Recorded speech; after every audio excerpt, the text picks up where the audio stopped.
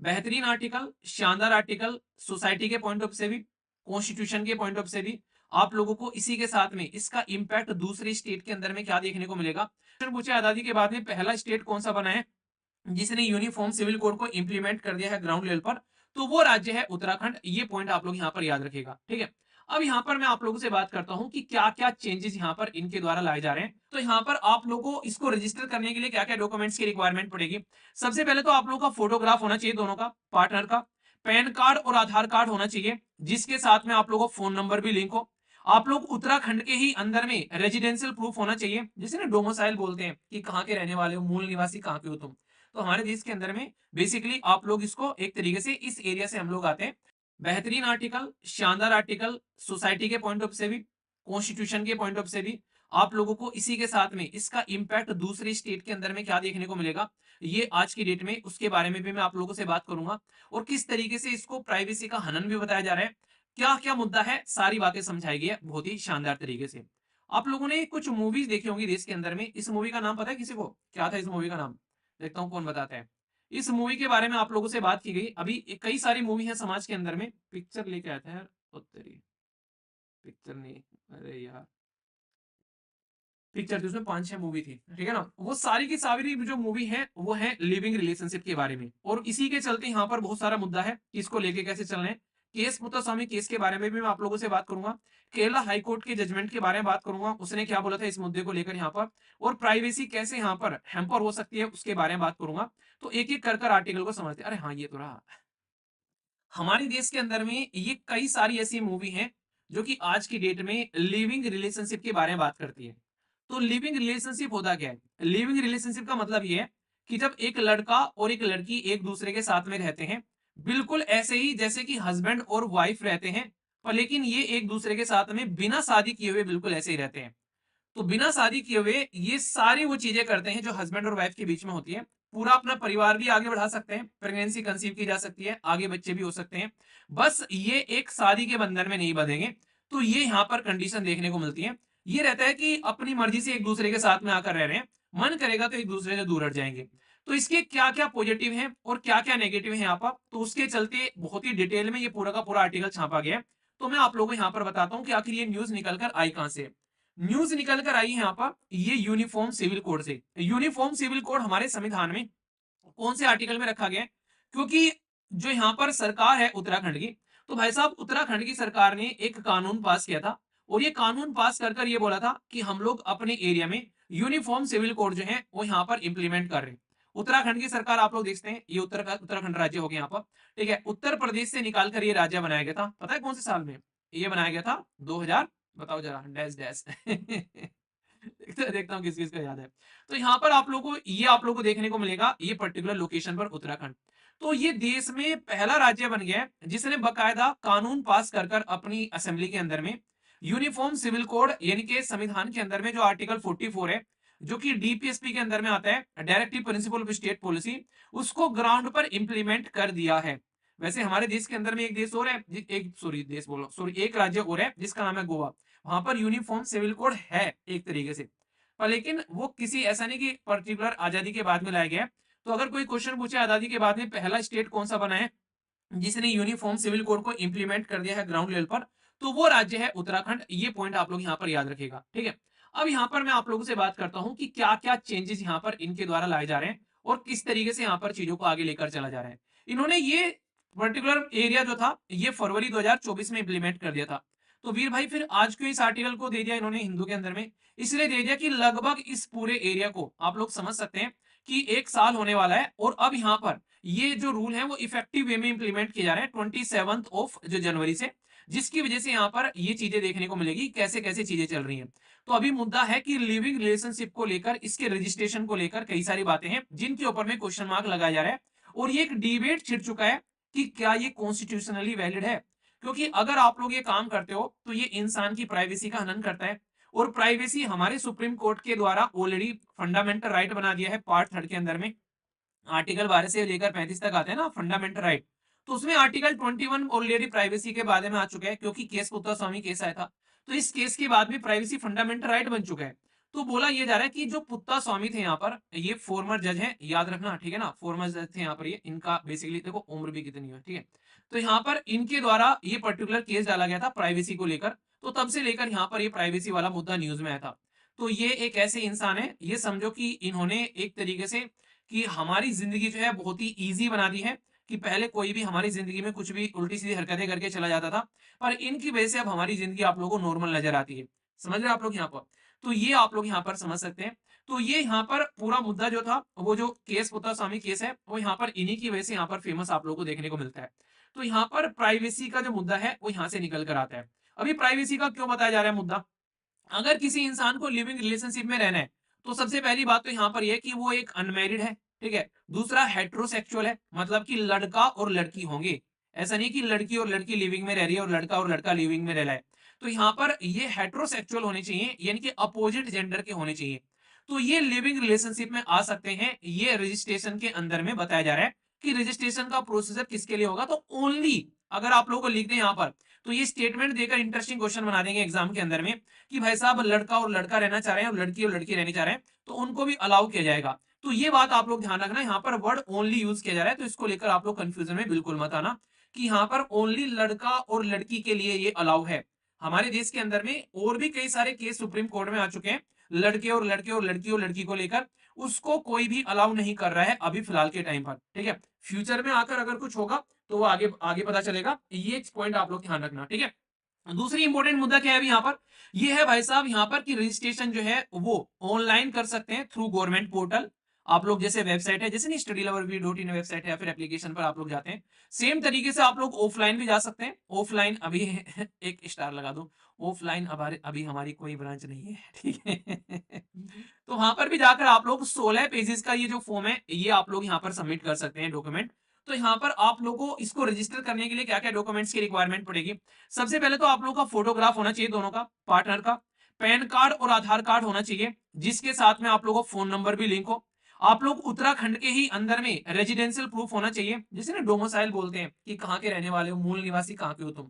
तो हमारे देश के अंदर में बेसिकली आप लोग इसको एक तरीके से, इस एरिया से हम लोग आते हैं, तो ये आप लोग का स्टेट के अंदर में कंट्रोल होता है, डोमिसाइल वाला, ठीक है। ये मुद्दा आप लोग ध्यान रखना। तो पहले नंबर पर फोटो, दूसरे नंबर पर पैन कार्ड और आधार कार्ड, तीसरे नंबर पर रेजिडेंशियल प्रूफ डोमिसाइल, चौथे नंबर पर आइदर पार्टनर, अगर बात करें यहाँ पर जो एज है यहाँ पर 18 और 21 आप लोगों को यहाँ पर देखने को मिलेगी। तो ये चीज ध्यान रखना, ठीक है। इसी के साथ में यहाँ पर ये पेरेंटल और लीगल गार्जियन की डिटेल भी देनी पड़ेगी, ये काफी इंपॉर्टेंट यहाँ पर बताई जा रही है। मतलब अगर आज की डेट में कोई लड़का है टीटू, ठीक है, और यहाँ पर कोई लड़की है, लड़की का नाम बताओ यार, क्या लिया जाए, टीटू जैसा कोई नाम है। लड़की का नाम है मिट्टू। टीटू और मिट्टू जो है वो दोनों एक दूसरे के साथ में लिविंग रिलेशनशिप में रहना चाहते हैं। तो भाई इनको कोई ना कोई गार्जियन की डिटेल भी देनी पड़ेगी यहाँ पर, ताकि यहाँ पर गार्जियन यानी कि कोई पेरेंट्स हो सकते हैं, ठीक है, मम्मी पापा या फिर कोई और पर्सन हो सकते हैं यहाँ पर, इस तरीके से। तो ये यहाँ पर होना जरूरी है यहाँ पर, अगर आप लोग चीजों को लेकर चलना चाहते हैं। इसके बिना यहाँ पर चीजें नहीं आप लोग आगे लेकर चल सकते हो। और इनका भी जो आधार लिंक, फोन नंबर वगैरह होना चाहिए और एड्रेस होना चाहिए, ताकि कल को चलकर यहाँ पर चीजों को ले जा सके। स्वीटी, अच्छा जी, पिंकी। चलिए, तो यहाँ पर अगर बात करें रिलेशनशिप के बारे में, इसके ऊपर में बात की जा रही है कि प्रूफ होना चाहिए कि प्रायर रिलेशनशिप का और करंट मैरिटल स्टेटस का। ऐसा ना हो यहाँ पर सबसे ज्यादा घटिया चीज क्या देखने को मिलती है, कि भाई साहब ऑलरेडी इंसान जो है, हो सकता है कि यहाँ पर लड़का हो या लड़की हो, किसी के साथ में मैरिज हो, ठीक है, ठीक है, तो यहाँ पर पता चला दूसरे के साथ में लिविंग रिलेशनशिप में रह रहे हैं यहाँ पर।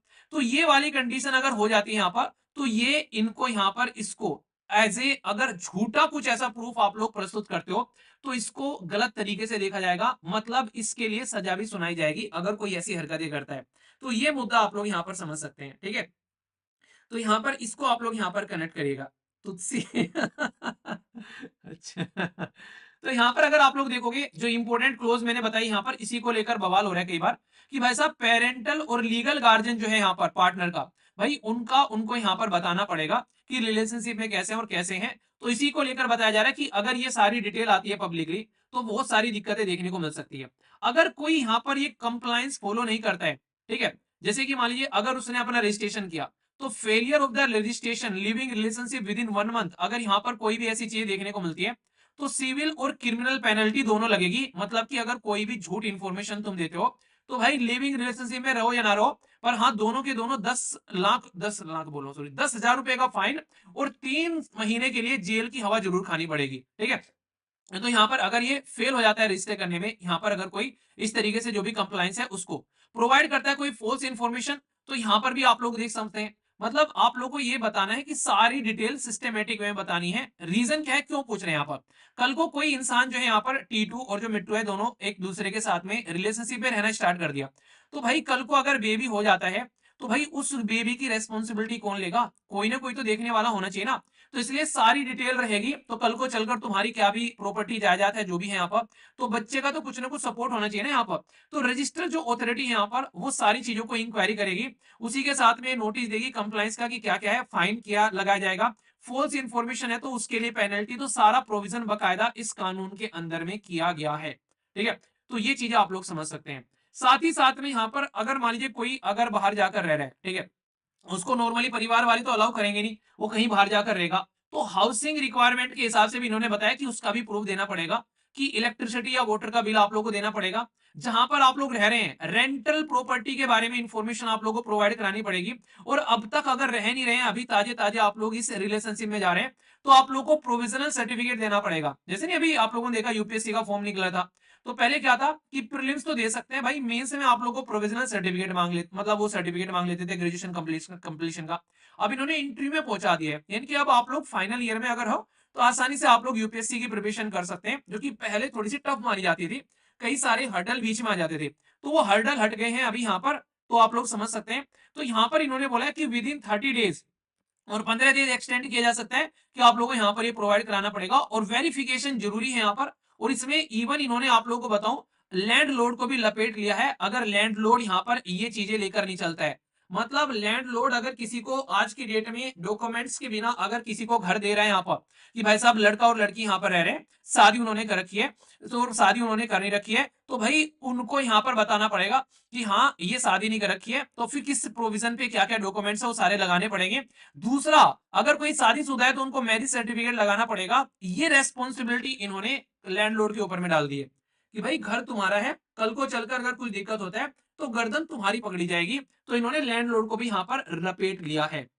अब इसको लेकर एक्सपर्ट क्या कह रहे हैं, एक्सपर्ट ये कह रहे हैं कि अगर तुम ऐसा कुछ कर रहे हो भाई साहब, तो यहाँ पर सबसे बड़ी बात है, यहाँ पर कई सारे एक्सपर्ट है जो यहाँ इसकी नीतियों को जानते हैं, इन्होंने बोला कि राइट टू प्राइवेसी का ये बाकायदा हनन है, डायरेक्टली आप लोग वायलेशन कर रहे हो राइट टू प्राइवेसी का यहाँ पर। ठीक है, तो इस तरीके से आप लोग नहीं कर सकते, किसी पर्सनल लाइफ में इतना थोड़ी ना यार तुम घुसोगे कि उसको बिल्कुल ही सारी चीजें तुमको पता होनी चाहिए। क्यों क्यों भाई क्यों बताए तुमको यहाँ पर।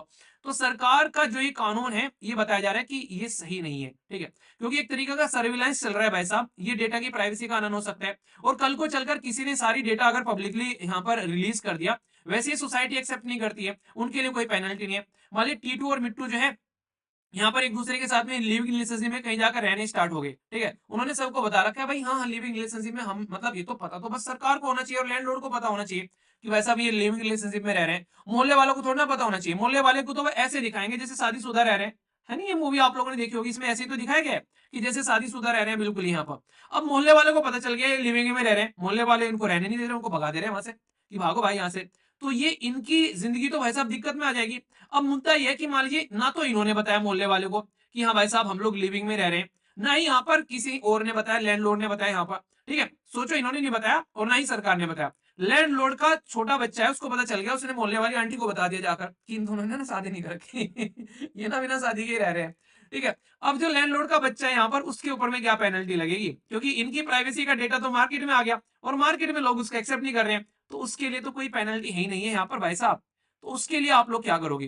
तो ये बड़ा मुद्दा है कि इनको हरासमेंट झेलनी पड़ सकती है। इंटरकास्ट अगर कोई कपल है या फिर इंटरफेथ कपल है, किसी ने दूसरे रिलीजन की लड़की के साथ में लिविंग रिलेशनशिप में रह रहा है, तो भाई इनके तो वांदे लग जाएंगे, हो सकता है कि इनको मार काट कर भी फेंक दे वहां पर।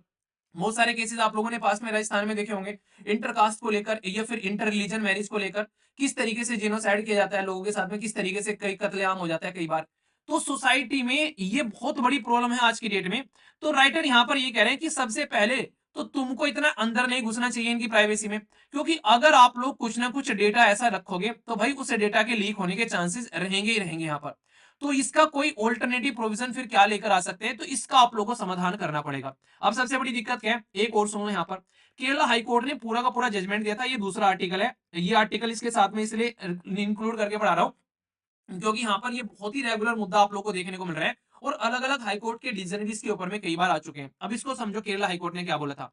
मान लीजिए यहाँ पर टीटू और मिट्टू जो है यहाँ पर वो एक दूसरे के साथ में रह रहे हैं, उन्होंने फिजिकल रिलेशन बनाए। यहाँ पर फिजिकल रिलेशन बनाने के बाद में इनको लग रहा है कि नहीं यार, हम लोग एक दूसरे के साथ में नहीं रहेंगे, किसी रीजन की वजह से इन दोनों को एक दूसरे के दूसरे दूर हट गए। अब यहाँ पर आकर इस मुद्दे में क्या होता है भाई, कई बार लड़की जो है वो बहुत सारे केसेस ऐसे देखने को मिलते थे, घर वालों के प्रेशर में आकर या फिर किसी मुद्दे को लेकर लड़के पर आरोप लगाती थी कि इसने मेरे साथ में जो है इसने गलत काम किया है, ठीक है, उसको जेल में जाना पड़ जाता था। तो अब ये बकायदा केरला हाई कोर्ट ने बहुत ही बड़ा जजमेंट दिया था, बहुत ही फेमस हुआ था ये और बहुत ही ज्यादा इसके ऊपर में चर्चा हुई थी कि लड़का और लड़की अगर अपनी मर्जी से यहाँ पर किसी के भी एक दूसरे के साथ में अगर फिजिकल रिलेशन में आते हैं, तो भाई अगर उनका कंसेंट है तो भाई फिर कोई भी इंसान जो है यहाँ पर एक तरीके से यहाँ पर एक दूसरे के ऊपर में आरोप नहीं लगाएगा कि मेरे साथ में ये जबरदस्ती हो रही है। तो ये इंपॉर्टेंट पॉइंट यहाँ पर निकल कर आता है कि अगर बिना कंसेंट के किया गया तो फिर तो भाई साहब वो तो बलात्कार की कैटेगरी में आ गया, तो उसका तो केस है ही हमारे देश में चलेगा चलेगा। पर अगर कंसेंट है तो भाई साहब इसको यहाँ पर एक तरीके से फिर इस कैटेगरी में आप लोग नहीं डालोगे किसी रीजन की वजह से, अगर तुम सेपरेट हो जाते हो।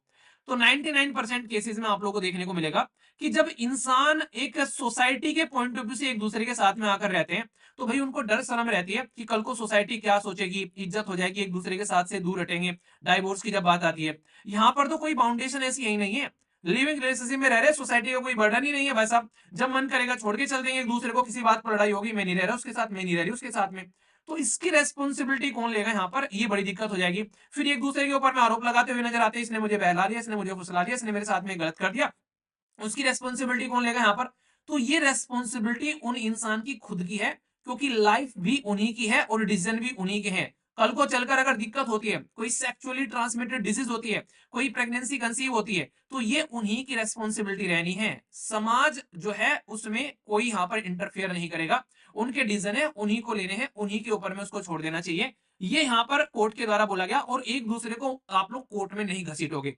तो ये बहुत बड़ा मुद्दा आया था यहाँ पर, क्योंकि ये भी प्राइवेसी का मुद्दा हो जाता है। और फिर इस पे भी एक मुद्दा निकल कर आता है नया कि भाई मान लीजिए यहाँ पर लड़का और लड़की एक दूसरे के साथ में रह रहे हैं, ये कैसे डिसाइड करोगे कि भाई साहब उन्होंने जबरदस्ती एक दूसरे के साथ में की है या फिर नेचुरली वो एक दूसरे के साथ में कनेक्टेड थे। तो इसको अलग से मुद्दा आता है, फिर यहाँ पर प्राइवेसी वाला मुद्दा आ जाता है।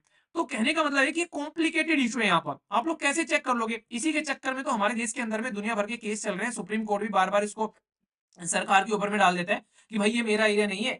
कि आज की डेट में मैरिटल रेप भी एक मुद्दा है, बहुत सारे देश में इसको कंसिडर करते हैं, हमारे देश के अंदर में इसको कंसिडर ही नहीं किया जा रहा है, क्योंकि ये बहुत ही बड़ा ब्रेकडाउन कर देगा जो मैरिज सिस्टम है उसका। तो ये ऐसे इश्यूज है जो रेगुलरली ट्रांसजेंडर वाला, मैरिटल रेप वाला, ये इस तरीके के जो केस हैं सारे, ये बहुत ही इंपॉर्टेंट इश्यूज हैं जो सोसाइटी पर इंपैक्ट डालते हैं और रेगुलर न्यूज में आप लोगों को देखने को मिलते हैं। तो इसकी वजह से इनके ऊपर में इवन इंटरव्यू में भी क्वेश्चन पूछे गए, अब का जो सेशन चल रहा था यहाँ पर, ठीक है, ये यहाँ पर ट्रांसजेंडर के ओरिएंटेशन को लेकर ये क्वेश्चन पूछे गए अब की बार यहाँ पर, ठीक है, क्योंकि कई बार ऐसे इंसान होते हैं ना जो कि यहाँ पर उसको चाहते हैं कि वो इस तरीके से चीजों को प्रेजेंट किया जाए, तो उसमें यूपीएससी जो एक तरीके से भी उस पर इस तरीके का इशू को यहाँ पर डायरेक्टली क्वेश्चन पूछते हैं। और जो ये 44th आर्टिकल की वजह से और उत्तराखंड की वजह से ये बहुत ज्यादा न्यूज में आ गया। और रिसेंटली अभी जो अतुल वाला केस सामने निकल कर आया था, जिसने अपनी जान गंवा ली थी अपने वाइफ के टॉर्चर की वजह से, तो उसकी वजह से भी ये मुद्दा था। तो जो भी सोसाइटी में मुद्दे रहेंगे वो डायरेक्टली इंटरव्यू में आप लोग के क्वेश्चन पूछे जाएंगे। और क्योंकि आप लोग जिस डिस्ट्रिक्ट में रहेंगे उसमें अगर इशू निकल कर आ रहे हैं, तो आप लोग की रेस्पॉन्सिबिलिटी भी बनेगी, आप लोग उसको कैसे डील करते हैं। समझ में आ गया।